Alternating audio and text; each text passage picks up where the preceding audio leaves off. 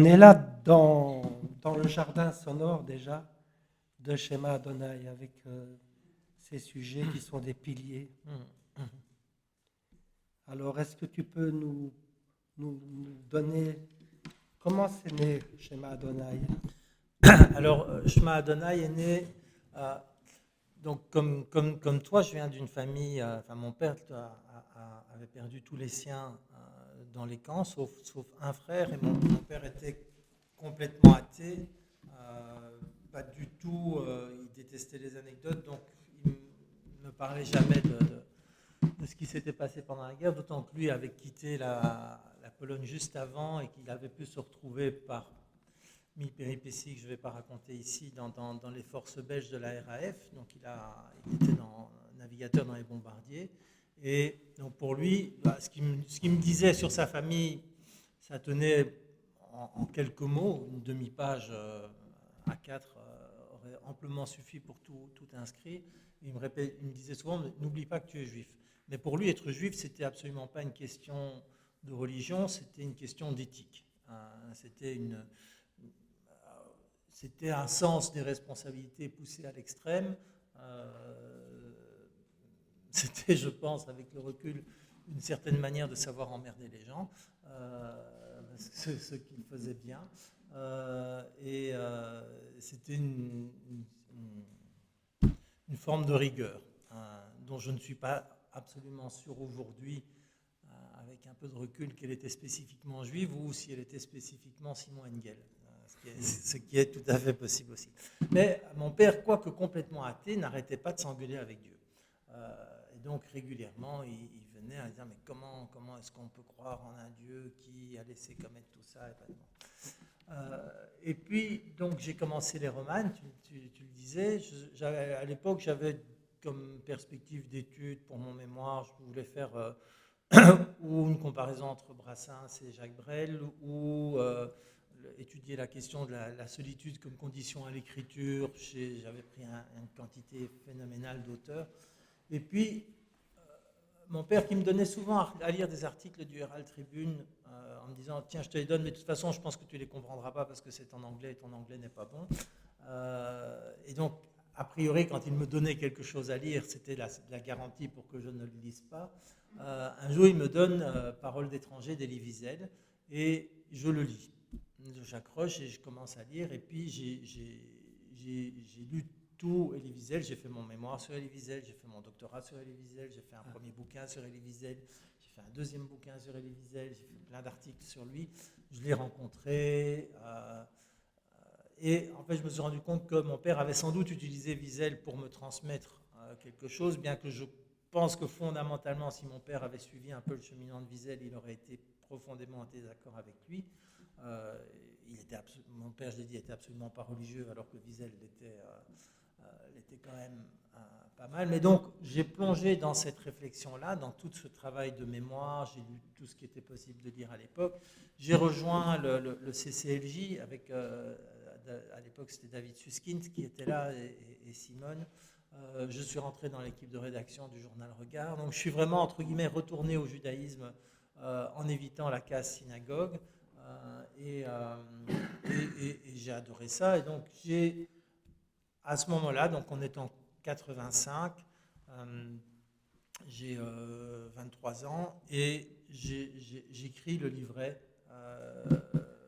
qui est ici, Shema Adonai. Donc je l'écris assez rapidement. C'est vraiment un mélange de colère et en même temps d'appel à la vie, parce que je ne l'ai pas encore formulé aussi clairement à l'époque, mais je pense que c'est déjà en chemin, puisque cette réflexion, je ne l'ai jamais arrêtée. J'ai publié il y a 2 ans un essai qui est un peu l'aboutissement de tout ça, qui s'appelle le désir de mémoire. Donc comment construire une mémoire qui ne soit pas seulement rivée à la mort, mais qui soit aussi, outre le salut aux disparus, une manière de les faire vivre et une manière de donner à ceux qui vivent et qui perpétuent cette mémoire une force de vivre. Et donc un désir. Donc c'est pour ça que l'oratorio finit sur un dernier texte qui s'appelle la Chaim, à la vie. Et j'ai entrecoupé les textes que j'ai écrits avec des psaumes et avec ce qu'on appelait à l'époque, parce que c'est la première fois qu'on les avait publiés, les rouleaux sacrés d'Auschwitz, donc ces textes des Sonderkommandos qu'on a retrouvés cachés dans des boîtes en métal ou des petites boîtes, enfin, des endroits vraiment de fortune, écrits sur des matériaux encore plus fragiles. Donc j'ai mêlé ça. Et en fait, je suis fou de musique. Et l'oratorio est une forme de musique religieuse, mais catholique, enfin, on va dire chrétienne, on peut dire catholique, qui n'est évidemment pas juive, mais j'ai repris certains éléments classiques de la liturgie musicale, en tout cas des éléments musicaux de la liturgie dans l'oratorio, puisqu'il y a un passage qui s'appelle Ricordare, qui lui est un passage important du Requiem. Donc j'ai mêlé un peu tout ce qui constituait mon bain culturel de l'époque. Et voilà, donc je me suis retrouvé avec ce texte-là, avec déjà la certitude qu'il faudrait un jour trouver un compositeur pour le mettre en musique. Mais je connaissais personne. Et donc le temps a passé. Au début des années 90, j'ai rencontré Gaston Compère. J'ai rencontré Gaston comme écrivain. C'est au moment où j'ai fait l'année nouvelle à Louvain-la-Neuve en 93-94, qui était tout un projet sur le genre de la nouvelle francophone, donc il n'y avait plus rien à voir avec le judaïsme. J'ai rencontré Gaston qui était un sacré phénomène. Qui était un sacré phénomène, et je peux vous dire que alors, le silence ne me dérange pas, mais les silences avec Gaston, c'était dur. C'était dur parce que quand vous alliez chez Gaston, il était capable de rester silencieux pendant 10 minutes. Et je dis 10 minutes, en fait c'était peut-être moins, c'était peut-être plus, mais ça semblait long. Et c'est très gênant. Enfin, moi en tout cas, lui pas du tout. Lui c'était sa façon d'être, il était bien. Plusieurs cordes à son arc. Alors ce que j'ignorais en le rencontrant, c'est qu'il était non seulement un écrivain prolifique, plus que prolifique, c'était aussi un compositeur. Et ça, si vous allez sur Ovio, passé hier l'émission d'Axel Thierry, les mots pour le dire, où Jean-Paul Dessy et moi étions invités justement pour parler de Shema Adonai. En fait, la vie de Gaston a été mouvementée. Il a une première épouse. Au début, il composait essentiellement de la musique avant de devenir écrivain. Pour violoncelle notamment. Pour violoncelle. Et un jour, sa femme, qui avait visiblement des troubles mentaux, a brûlé toutes ses partitions. Ouf. Et sauf quelques-unes qui, par chance, ont échappé, et ça l'a complètement coupé de la musique pendant très, très, très longtemps. C'est violent. Hein. C'est très violent. Et il y est retourné au début des années 90, où il a composé, mais déjà pour la rencontre de Jean-Paul Dessy, pour Jean-Paul le Quatuor, où il a écrit en même temps que la musique son journal du Quatuor. Donc que Lisiane Dayer a publié chez Les Éperonniers à l'époque. Et ceux qui l'ont, quand je dis que Gaston était un auteur prolixe, c'est un pavé, je pense. Je le revois, malheureusement je ne l'ai pas, mais je crois que ça va faire 400-500 pages. Et donc Gaston, on a essayé d'écrire un roman à deux mains. Oui, l'expression roman à quatre mains. Tu m'as dit qu'il n'a pas dépassé 40 pages. Oui. Et pourquoi ? Parce que moi je suis quelqu'un qui considère qu'on ne commence pas l'écriture d'un roman si on ne sait pas où on va arriver. Et Gaston, alors quand on écrit à deux, je pense que c'est encore plus indispensable. Et donc moi j'avais une trame, on s'était mis d'accord, Gaston et moi, sur la trame, on était ok, donc j'écrivais, c'était une sorte de roman épistolaire, donc j'écrivais un chapitre, je lui envoyais, il écrivait un suivant, et chaque fois, lui, il faisait dévier le truc, quoi. Et moi, chaque fois, dans le chapitre suivant, je devais essayer de ramener. Donc, à un moment, on a arrêté. J'en ai récupéré des éléments dans un roman que j'ai publié en 2003 qui s'appelle Requiem vénitien. Mais en tout cas, l'écriture, on a abandonné, mais il m'a dit, écoute, je vais écrire ton oratorio. Qu'est-ce que tu veux comme instrument ? J'ai dit, écoute, pour moi, la formation idéale, c'est le quatuor. Mais je dis, mais en plus, j'aimerais bien une clarinette. Parce que pour la musique juive, alors je sais que tu ne vas pas me faire du klezmer, et que ça va être beaucoup plus élaboré que ça, mais je voudrais une clarinette. Il m'a dit, ok. Et je lui ai dit, et quatre voix, le quatuor vocal habituel. Et il dit ok, je vais composer. Et il compose. Et il a composé pendant, je pense qu'il a travaillé à peu près 1 an sur la composition de cet oratorio. Donc on s'en parlait régulièrement. Parfois il me posait une question. Il me dit, si je change un peu le mot là, est-ce que tu es d'accord? J'ai dit oui. Mais c'était une traversée du désert de sourds parce qu'il me disait qu'il avançait. Mais quand bien même il m'aurait montré les partitions, je suis incapable de lire la musique. Et quand bien même j'aurais pu de manière très très laborieuse, et ça c'est un do, donc là c'est un la, etc., j'aurais rien entendu du tout. Et je me suis retrouvé avec la partition complète. Et puis Gaston, j'ai essayé. Alors j'ai essayé, j'ai donné ça à lire à Pierre Bartholomé, à l'ancien directeur de la Monnaie avant Faucroul, à Marc Faucroul,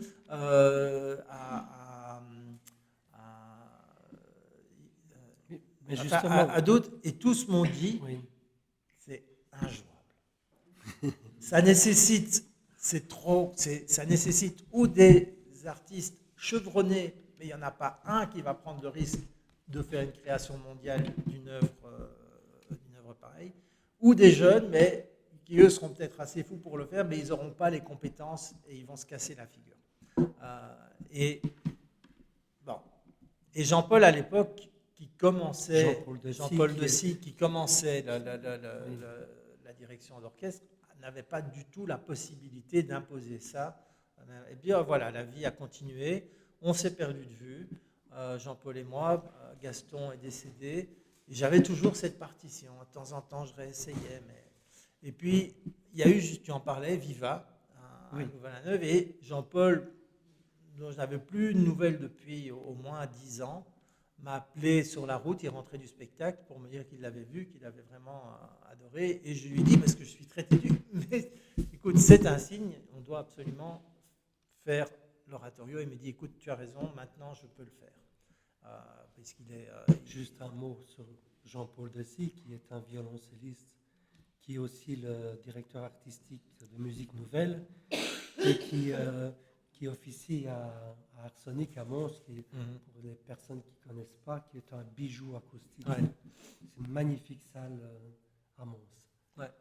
Et donc voilà, alors ça a encore pris un petit peu de temps parce qu'il a fallu faire éditer la partition, enfin la transposer, corriger 2-3 petites coquilles, et puis trouver des musiciens que Jean-Paul a trouvés, qui étaient à la fois des jeunes et des artistes chevronnés et assez fous pour se lancer là-dedans. Et on a prévu la création de l'œuvre avec une clarinette en mars 2021. Et vous vous souvenez de ce qui se passait dans ces périodes-là. Donc la création mondiale s'est faite dans une salle vide, mais que je connais si bien. Avec heureusement... alors Jean-Paul m'avait dit, écoute, on va trouver le bon côté des choses. Comme il n'y a pas de public, si jamais il y a un problème pendant la représentation, on pourra reprendre.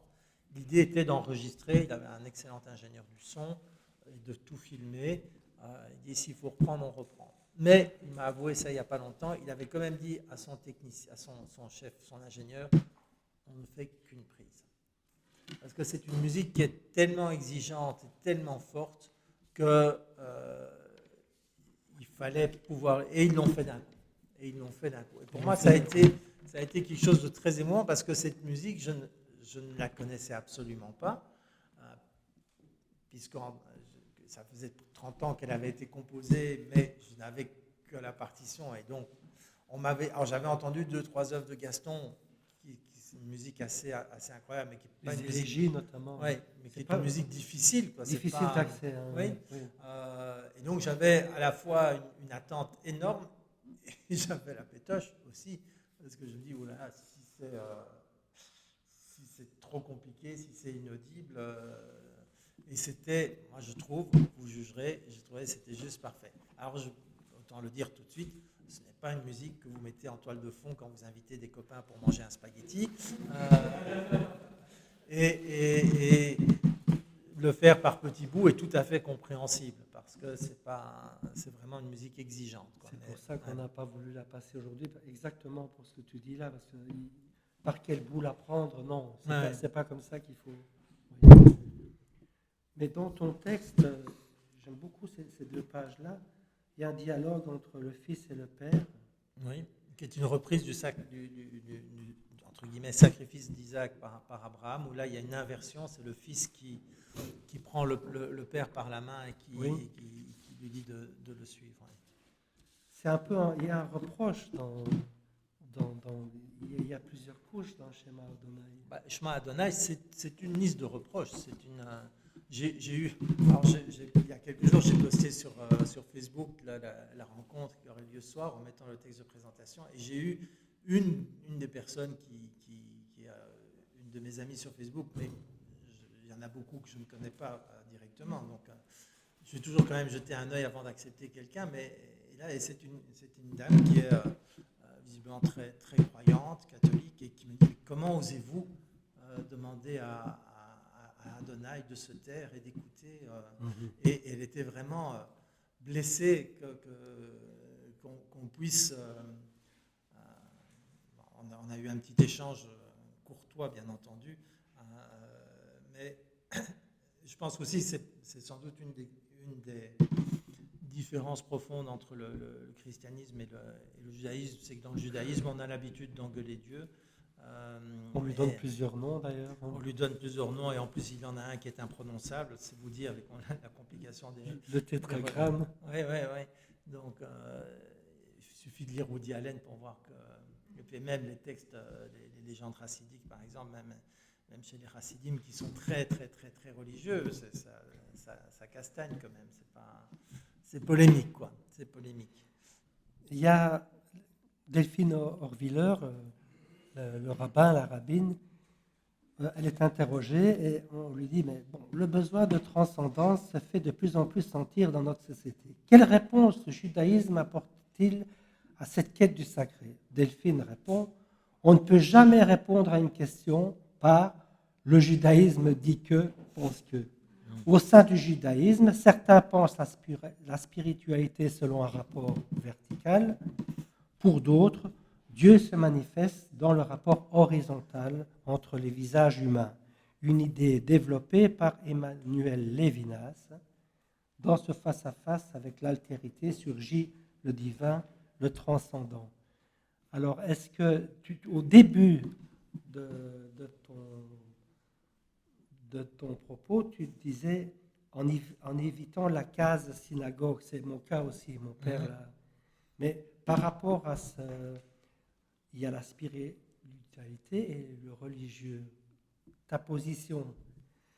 Ma position, en fait, l'écriture de ce texte m'a permis de clarifier ça. En fait, ce que je fais, c'est ça va peut-être vous paraître prétentieux, mais tant pis, je prends le risque. C'est un renversement du pari de Pascal.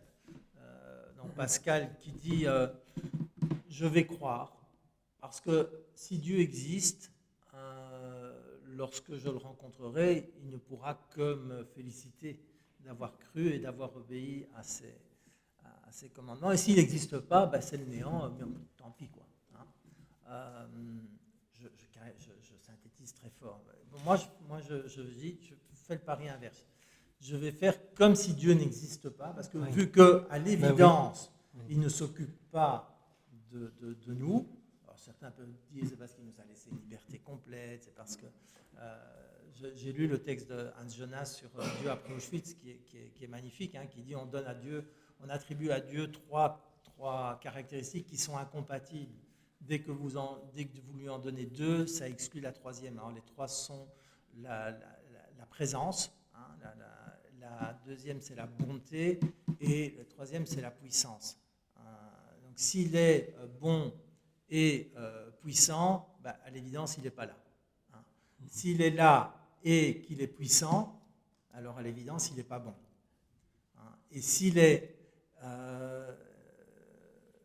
non, en fait, il y en a une des trois, c'est pas la bonté, c'est la compréhensibilité. C'est le fait de pouvoir le comprendre. Et donc s'il est là et s'il est bon, alors il y a quelque chose qu'on ne peut pas comprendre, qui est incompréhensible. Et donc je me dis, moi je renverse le pari de Pascal. Je vais faire comme s'il n'existait pas, je vais m'occuper des vous frères humains, comme disait Albert Cohen, frères et sœurs humaines. Et puis après, on verra bien. S'il existe et qu'on se retrouve, on aura 2-3 sujets de conversation et il ne pourra en tout cas pas me reprocher de ne pas avoir fait ce que je pouvais à ma petite échelle pour que le monde ne fonctionne pas trop mal. Oui, À ma petite, autour de moi, quoi, évidemment. Je sais pas. et dans la fin de l'interview, je ne savais pas, mais Delphine Orviller termine en disant « Mais Dieu n'est pas le cœur du problème. C'est l'idée de Dieu, ce qu'on en fait. Et donc, de la part d'un rabbin, non, c'est pas... Ouais. Oui. Chez les chrétiens, il y a des mystiques comme Maître Eckhart qui sont proches de ça. Eckhart a demandé, il dit, je demande à Dieu la force de ne pas croire en lui. Plus ou moins, comme en plus c'est traduit du vieux flamand, c'est pas. Mais on retrouve ça aussi chez des mystiques, cette exigence. En fait, c'est cesser de croire à un Dieu Père Noël, un Dieu qui va considérer que nous sommes la chose la plus importante à Dieu. Par exemple, mon père me disait, les miracles, c'est la preuve la plus flagrante de l'injustice divine. Pourquoi certains auraient droit à un miracle et pas les autres? C'est quoi? C'est une espèce d'euro-million. Donc, ce Dieu à qui on demande de venir nous aider, nous, parce qu'on serait tellement plus important que celui d'à côté, à qui on demande de nous écouter, alors qu'on est quand même plus de 10 sur Terre, quoi. Donc, c'est un Dieu enfantin, un Dieu paternel enfantin. Je pense que, et il y en a dans toutes les religions, des gens qui accèdent à une spiritualité, à une croyance qui est plus... Alors, je ne sais pas s'il faut dire plus intellectuelle, plus élevée, en tout cas moins dans ce rapport-là. Alors, on va enchaîner sur Les vieux ne parlent plus. C'est un drôle de titre parce que moi j'en connais des vieux, c'est le Muppet Show, ils parlent beaucoup. Mais comment directement, et ça c'est un bouquin, il ne faut pas trop en dire, parce que les Anglais disent page turner, hein, donc on l'ouvre et on ne le lâche plus. Ça peut être un polar, ça on a le goût, la couleur, mais pour moi c'est plutôt un bouquin politique. Je pense que tu as raison de dire c'est un roman politique. Dans les romans que j'ai écrits, il y en a plusieurs que j'ai signés sous le nom de Baptiste Morgan. À l'époque, en fait, mon rêve à l'époque, c'était de faire le coup d'Émile Ajar et de Romain Gary, mais les éditeurs sont assez frileux, ils le sont de plus en plus, et donc mon éditeur avait dit, écoute, vous pouvez publier sous le nom de Baptiste Morgan, mais on mettra en quatrième couverture que c'est vous, parce qu'il ne faut quand même pas trop perdre le lecteur. En fait, c'était une très très mauvaise idée, parce que ça a tout à fait perdu les lecteurs, parce que c'était très différent, et donc les gens, quand vous sortez des cases, ils n'aiment pas trop, mais j'avais publié Mon voisin, c'est quelqu'un c'est un roman que j'ai écrit en 91 et qui racontait comment un leader populiste, en manipulant les médias, en faisant ce qui n'existait pas encore techniquement à l'époque, mais ce qu'on appelle aujourd'hui du deepfake, c'est-à-dire prendre des images et parvient à accéder au pouvoir. Et donc le bouquin est sorti en 2002, juste au moment du second tour, le premier second tour qui a vu un Le Pen sur l'estrade. Et donc ça, c'était le premier Baptiste Morgan. Il y en a eu d'autres, mais alors, donc celui-ci, je l'ai écrit il y a maintenant 7 ans, 6-7 ans. Alors, au début, je voulais plutôt faire un scénario de film, oui. Et je l'ai écrit vraiment en pensant à ça. Donc, mais ça se sent, ça se sent vraiment jouer essentiellement sur l'action avec l'idée que si jamais, par chance, un scénario pouvait se faire, l'adaptation serait assez simple. Donc c'est très visuel. Et en fait, il y a 2 points de départ. Le premier point de départ, c'est quelques dossiers qu'on a entendus dans la presse qui ne reflètent pas du tout la réalité majoritaire des avocats qui sont les gestionnaires, qui s'occupent de personnes, soit... Oui, le patrimoine. Oui. La gestion de patrimoine. Oui, oui. Plus que de patrimoine, oui. C'est la gestion des personnes et de leur patrimoine. Oui. Les tuteurs. Les administrateurs, voilà. Je ne retombe plus sur le de biens et de personnes. Et de personnes. Et donc il y avait un de ces administrateurs qui avait défrayé la chronique parce que il roulait en Ferrari, enfin, il menait très très grand train, alors que quand on sait ce que normalement gagnent officiellement les administrateurs, c'était pas vraiment possible. Donc lui avait été puisé dans la poche de ses administrés. Et ça, c'était le premier constat. Le deuxième constat, c'était ce que vous connaissez tous, on en parle régulièrement dans la presse, c'est le vieillissement général de la population, la baisse de la natalité, et donc le fait qu'il n'y a plus assez de personnes travaillantes pour financer les frais de soins des personnes âgées. Et donc, alors on a eu le scandale des OPA, comment ça s'appelle en France? Des EHPAD. Des EHPAD, donc cette société, c'était OPA, hein? OPA, oui. Ah oui. Ouais. Donc, Orpea, oui. Orpea, oui. Donc, Oui. ce scandale où effectivement, quand le privé gère les services publics, il le fait toujours en pensant à la rentabilité. Ça, c'est un problème qu'on connaît depuis longtemps, cette prise en main par le privé du public, ou plutôt l'abandon par l'État des missions de services publics, qui devraient être des missions sacrées, qu'il a surtout considéré comme étant de sacrées missions, et une sacrée démission. Et donc, si on laisse... alors ça, c'était une étape qui existe déjà. Et j'ai été... Parce que le rôle d'un romancier, c'est pas seulement de décrire la réalité, mais c'est, en partant d'une réalité existante, pousser certains curseurs pour voir ce que deviendrait la réalité si on allait au bout de la logique.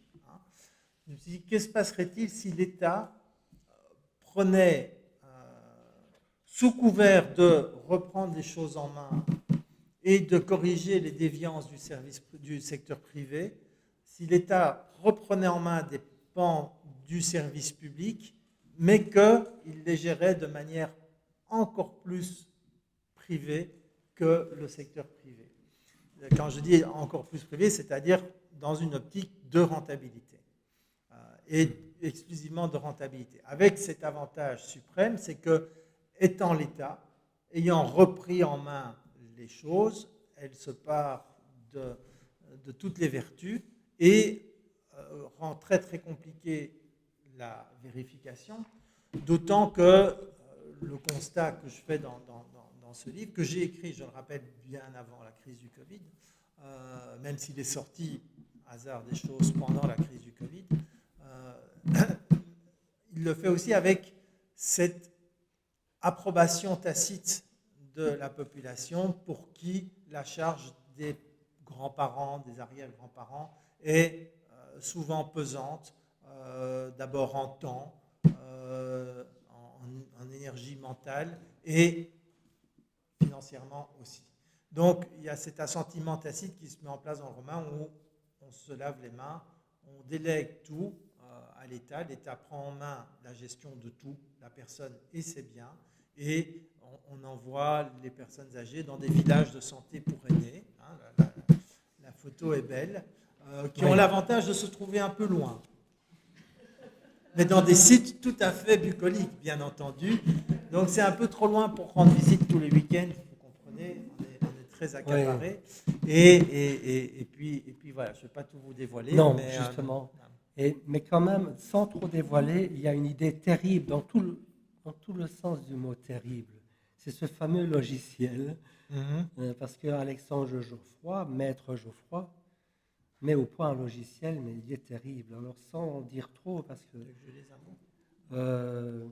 en dessous de 3, d'un score de 3, sur une échelle d'1 à 10, le sort du vieux était réglé, quoi. Alors, on est à la limite de la science-fiction, mais juste un petit mot sur ce logiciel. Je trouve que c'est une idée, un ressort terrible dans ce bouquin.